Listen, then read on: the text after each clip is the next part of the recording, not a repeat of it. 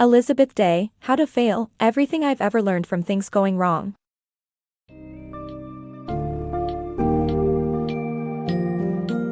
Step into the intriguing world of Elizabeth Day's How to Fail, Everything I've Ever Learned from Things Going Wrong, where embracing failure is just as important as celebrating success. Dive into a plethora of captivating tales, including Day's own experiences, as she unveils the transformative power of acknowledging failure, adversity, and challenges. From schoolyard bullying to failed relationships, career mishaps, fertility struggles, and achieving fame, this book summary delves into the vital lessons learned through various experiences. Embrace a resilient and optimistic outlook on life as you immerse yourself in the honest, courageous, and relatable stories within these pages.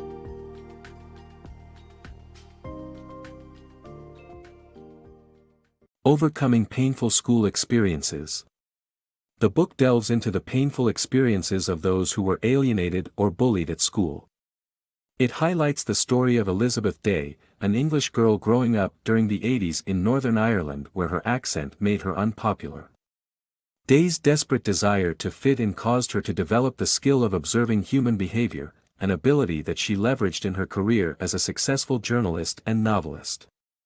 The book also shares the stories of American actress Christina Hendricks and political campaigner Gina Miller, both of whom suffered bullying at school.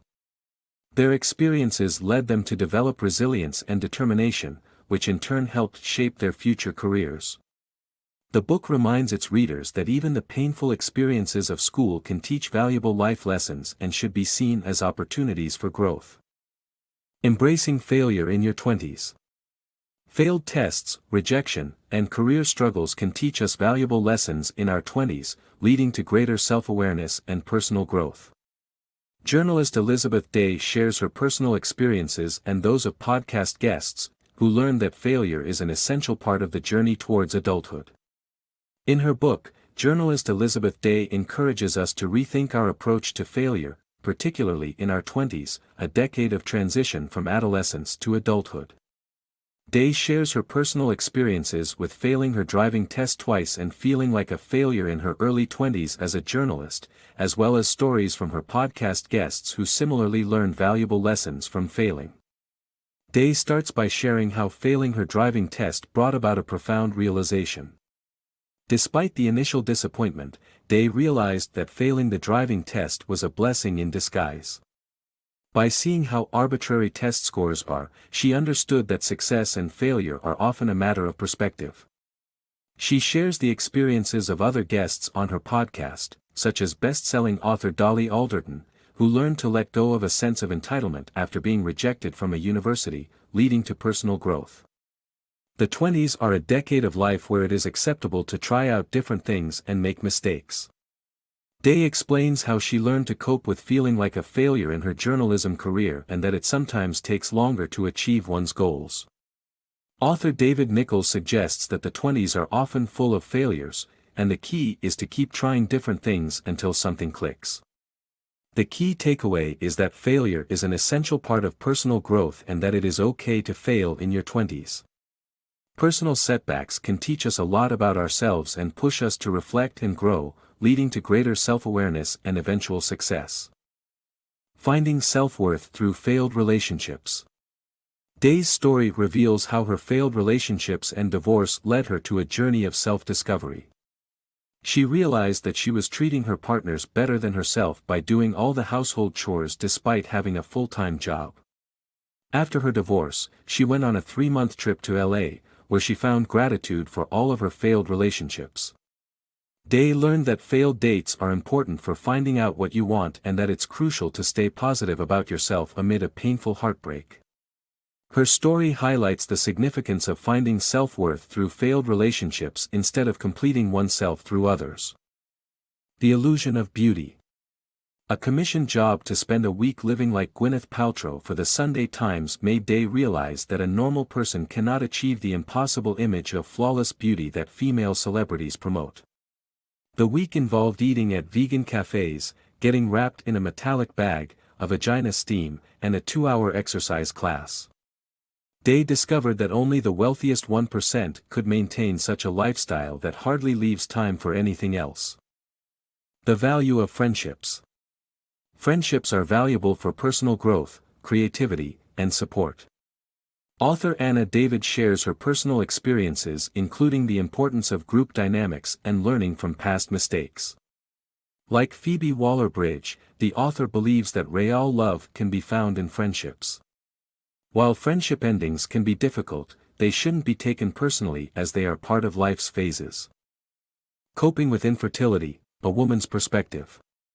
While most females learn about birth control and STDs during life skills class, they rarely learn about infertility.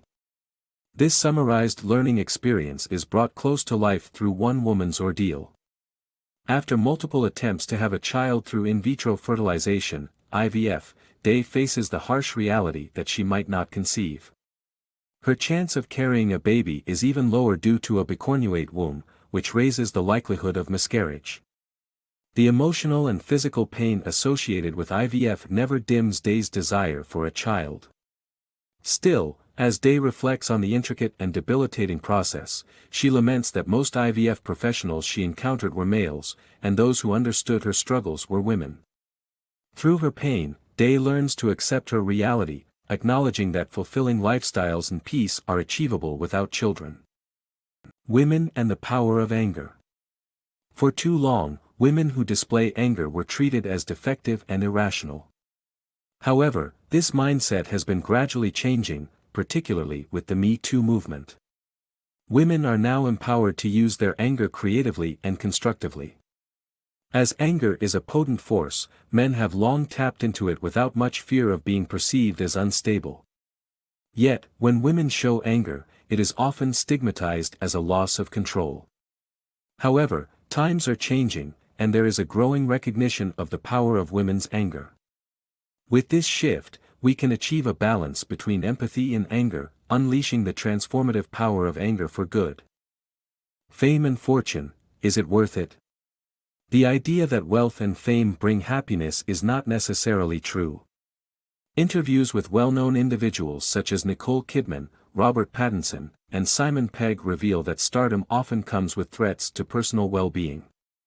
The lack of control and isolation in planning one's daily life can be overwhelming, leading to a feeling of being a lost soul.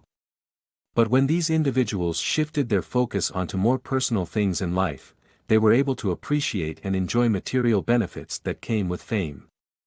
Therapy and a conscious effort to separate oneself from negative thinking were also beneficial in achieving inner contentment.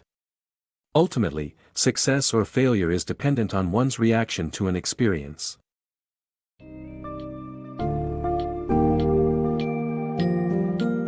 By shining a light on the lessons from her numerous life experiences, Elizabeth Day's How to Fail teaches us the importance of being resilient and having the courage to explore the unknown.